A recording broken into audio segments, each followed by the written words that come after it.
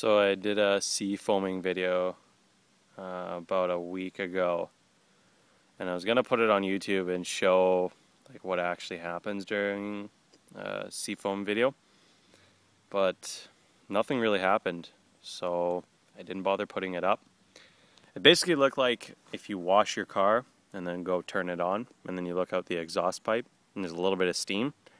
That's roughly what it looked like. So I didn't even bother putting it up. So I'm going to give an explanation of why I think it didn't give the same results as, say, other videos that are on YouTube that like show a giant column of white smoke coming out the tailpipe.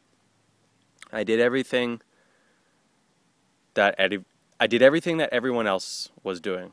So I put a third through the vacuum line, I put a third into the gas tank, and I put the rest of the bottle into the crankcase. Now I put the Seafoam through the vacuum line while the engine was running, and then I let it sit for 15 minutes, and then I turned it on and went for a spirited drive. Yeah, nothing really happened, didn't piss off any neighbors, and yeah, I got nothing else to really say. So here's maybe some explanations of why it didn't work as well for me. I think my engine was already clean. Now I only and have been only using Chevron gas. Now whether or not different gas companies have additives in their gas, I just always use Chevron. I don't really notice any like difference between the octane in my vehicle, so I don't bother using 89, or sorry, I don't bother using 91 or 94 octane or anything higher. My engine wasn't built for it, nor do I need it. Secondly, I just don't think there was just a lot of carbon that built up. Like just going back, I think it was just already clean. Like if it's Seafoam is the whole reason why I wanted to clean out my engine from carbon deposits. Well, either I did something wrong or it was already clean. Now I'm just gonna stick with it was already clean and my engine's perfect and my life is perfect and everything is perfect.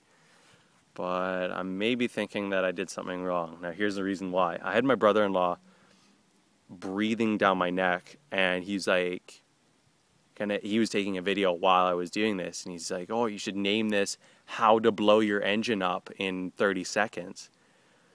So I did chintz out a little bit on the vacuum line, because when you undo the vacuum line, the rev bounces from 1000 RPM to 1500 RPM. So it bounces, so it's like he's just, you know, making me antsy. And so I didn't put much as I thought I did. So it did put a lot more into the gas tank, and then just the rest of what the bottle had left into the crankcase.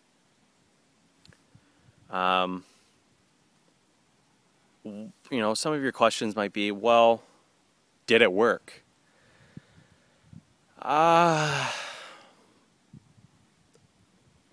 In a sense it did. I don't want to say it's a mechanic in a can. I think Seafoam's purpose in the automotive world is to maybe, sure, unclog you know, sticky lifters, carbon deposits inside the engine.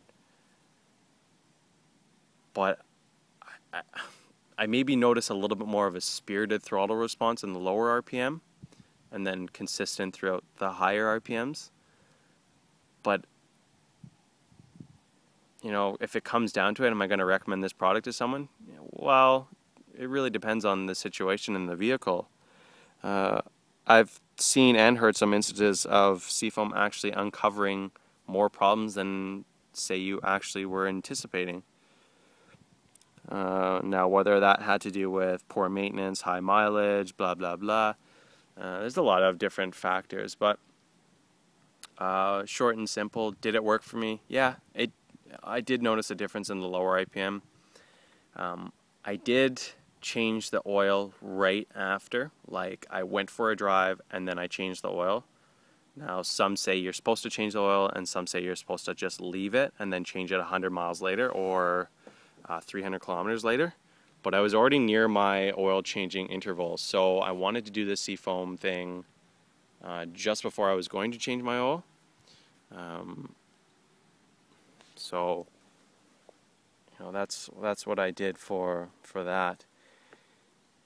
If you have any questions about how I did it, what line I used, or if you're maybe thinking of doing it, I mean, it's only $12. I mean, if this was a $50 can of Seafoam, then I would say, you know, take your girlfriend out for a nice dinner with that $50, but it's $12 and maybe a spout, so $15.